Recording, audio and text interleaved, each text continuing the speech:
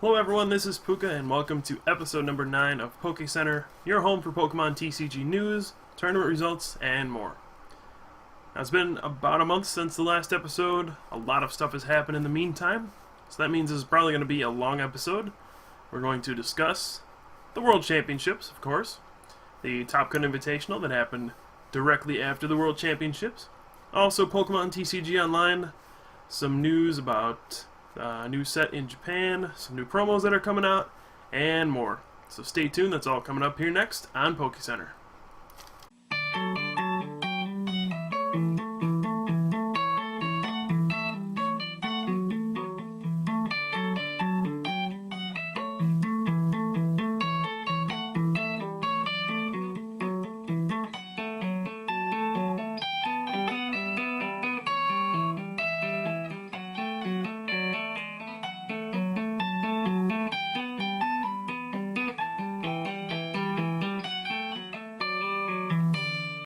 The 9th annual Pokemon TCG World Championship under the Nintendo era has concluded, took place in beautiful Kona, Hawaii, and what an amazing event it was.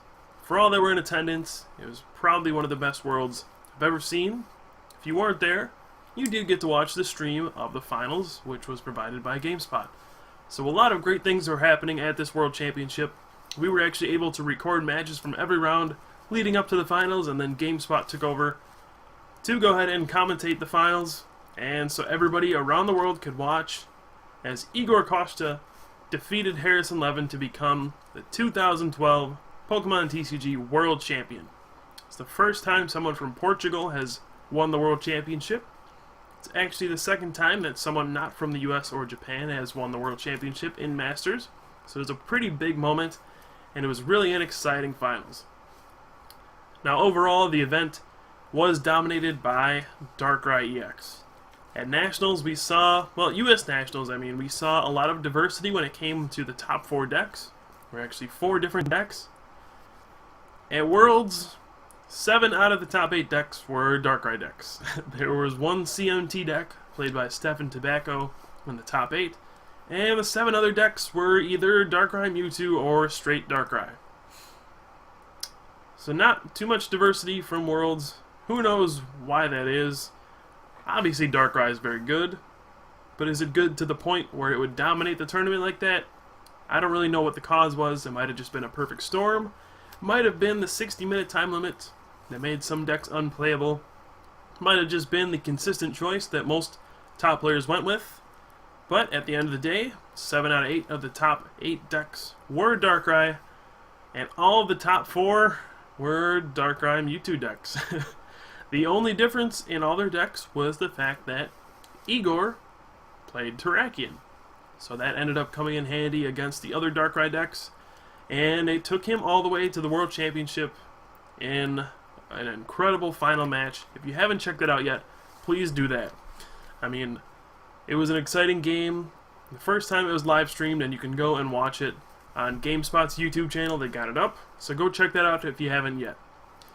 Also, if you haven't heard, Worlds, for the first time, will be outside of the US next year. It will be held in Vancouver, Canada. So this is an exciting new adventure for all Pokemon fans, all players. We get to actually have a World Championship in another country. It's been in Hawaii before. It was actually the 3rd time it was in Hawaii, but still technically that is in the US. But now we're going up north to good old Canada. And it should be a beautiful place and a new experience for everybody. So next year, Vancouver 2013 World Championships. So after the World Championship concluded, we held our 2nd annual Cut Invitational, where we invited 8 of the game's best players and had them clash in front of everyone on stream. Actually, we streamed the event live from Hawaii. A lot of people stayed up pretty late to watch that happen. It was a very cool experience. Myself and Michael Pramalot were the ones commentating the event. We had Sugiyoshi Yamato be the winner. He defeated 2011 World Champion David Cohen in the finals in one of the best series I've ever seen. So those matches are up on our YouTube page. Go check them out if you haven't already. We have tons of great matches between the highest level of competition.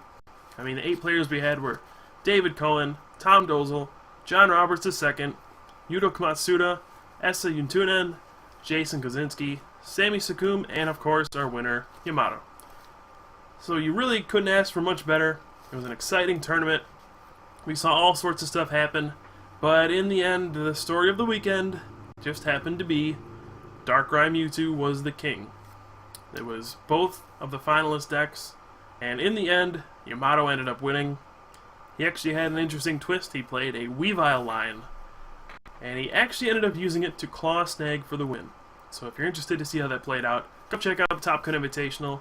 It was a great tournament. We had a lot of fun, and everybody loved it. And we are looking forward to doing another one next year. Hopefully we can have it bigger and better in the next year. We're going to keep improving these things and just get more games out to you guys. We also do have more matches that were recorded, thanks to the guys from Card Leaders. So in the coming weeks, we will be uploading more videos from that event. We have more games, and you'll just be able to see these legends of the game clash. We'll show you how Pokemon is meant to be played. So Top Gun Invitational, definitely a success this year, and we're looking forward to what the future holds. Finally, Pokemon TCG Online is up and running once again. Now, for those of you like myself who played the original Pokemon TCG Online, it was fun at first, played it a ton, and then there were just so many bugs that the game became unplayable. Stuff like Eviolite wouldn't work, all these crucial cards that were essential for the format, they just didn't work, and eventually they had to shut the thing down. It was too buggy, and they had to start over from scratch. So now we are starting from the ground up once again, and the first version is out. The difference between this one and the previous one is this one is a downloadable client. Unfortunately, it's only for Windows computers right now. No Mac support quite yet, but it'll get there. And there is a lot less lag. So the program is a lot smoother, it runs very well, and I'm very excited about having this. The old one, it was really laggy, stuff didn't really work very well, and you couldn't even play with friends. But all that stuff has changed. Now you can add friends, you can actually play against the people you want to play against, and you can do all sorts of cool stuff. Now the trading system and the shop really aren't up yet. The shop is up in the sense that you can redeem booster codes if you have them from your packs, and you can get some booster packs, but there's still no gems or anything like that where you can just purchase things directly online. They'll implement that soon, I'm sure. Now, the thing is improving rapidly, but there are some bugs right now that make the game a little shaky to play if you're going to test it competitively. Probably not the best resource, but I'm very excited to announce that Pokemon TCG Online is back. It's fun. You should try it out. If you haven't yet, get on there, see how it's changed, and I'm sure the team is going to get everything under wraps.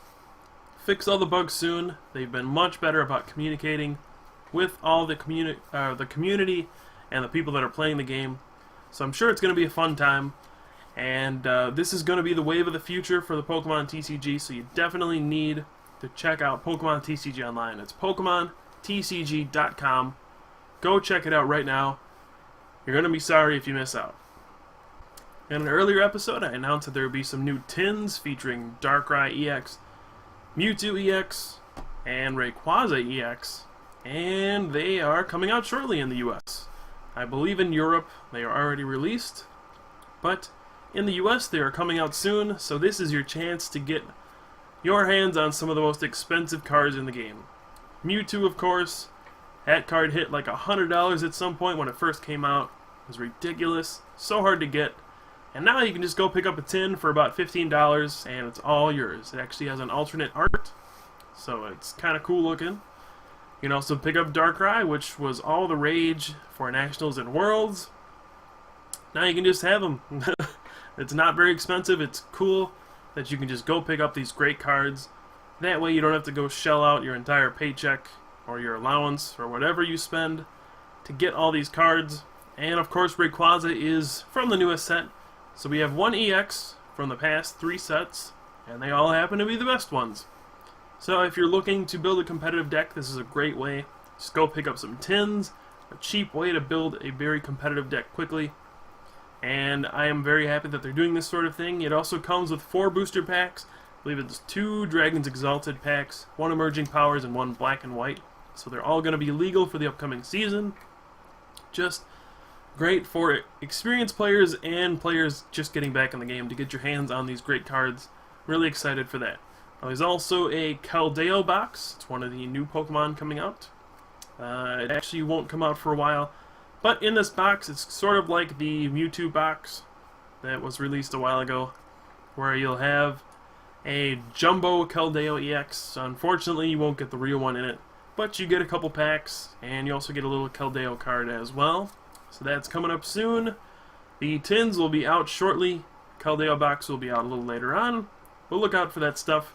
Some cool new cards to pick up. PokeBeach.com has revealed some new cards from the next set in Japan from Team Plasma. So in the past we've had Team Magma, Team Aqua, Team Rocket, blah blah blah. We've had SP as well, and now we have Team Plasma, a new mechanic for the Pokemon TCG. Now these Pokemon are unique in that they have certain things that can apply to Plasma Pokemon. For example, we have Crobat. That's one of the new cards that was revealed. We also have a Klinklang as well. That actually has the Safeguard ability that makes it not be affected by EXs. We've also seen a brand new EX revealed, which is Lugia EX. Now this card is pretty cool because its ability is when you knock something out, you actually get to take an extra prize. And the attack is not bad. The only requirement is you have to have a Plasma Energy attached, and you have to discard it in order to use the attack. Now, Plasma Energy, it's very similar to the React Energy that was released a long time ago in the Legend Maker set, where it was just a colorless energy, no other real effect. But with these Plasma Pokemon, they will have certain effects. For example, Lugia, you can't use his attack unless you have a Plasma Energy. Now, to go with this, you actually have a card that searches for a Plasma Energy and can attach it to one of your Pokemon.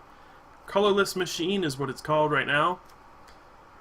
These Plasma Pokemon are looking to be really good, and they're going to be coming out not for a while here in the US, but that is the next thing coming up in Japan.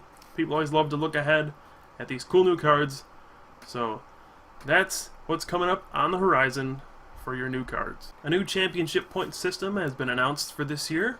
The details have not been worked out quite yet. They haven't been revealed. But the first word is that the championship points, you'll have to hit a certain number in order to qualify for an invitation to the World Championship this year. In the past, it has been a top X, where only the top, for example, 40 players in the US last year were invited to the World Championships. They're throwing that system away, and now it's you have to hit a certain number of points in order to qualify. For example, let's say they put it at 50 points. If you get 50 points or more, you will qualify for the World Championships. If you get less than 50 points, you don't get an invite. So that's going to make players' goals much more defined. You don't have to worry about someone else passing you. As long as you hit your plateau, you will win an invitation to the World Championship. So that'll be interesting to see how that works out. Hopefully they don't pick a bad number. If you set it too low, too many people qualify. If you set it too high, not enough people qualify. So hopefully they find a good balance, and we find a good cutoff for the championship point system for this year. Final thing I want to mention is that Battle Roads are coming up this weekend here in the US. They'll actually be starting up. Seems like the season just ended and a new one is just starting. But that's how it's become now with Battle Roads. Just a couple weeks after Worlds, and now they're starting up once again. Now the main thing to remember about Battle Roads is that there's no top cut anymore. It's just straight Swiss rounds, and then whoever goes undefeated goes home the winner. That's how Battle Roads are going to work this year.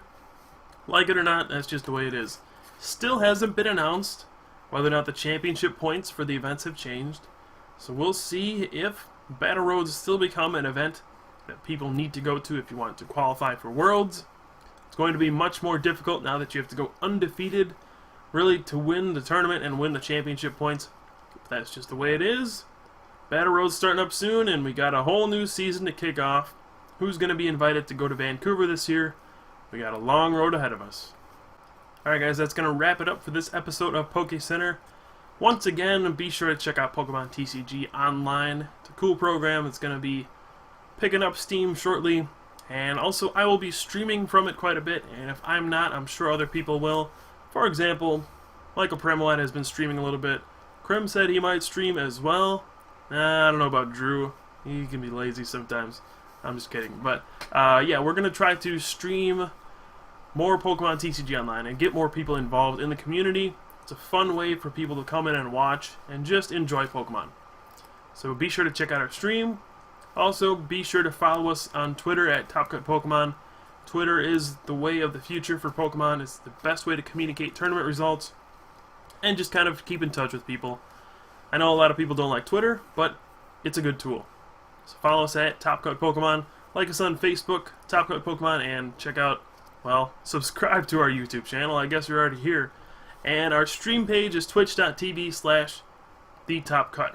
So be sure to check all that stuff out, subscribe to us, so you can see whenever we update new stuff, and we go live with the stream. So if you have any feedback, as always, leave it down in the comments. Anything else you want to ask me, just go right ahead. And thank you for watching. This has been Poké Center, and I'll see you guys next time.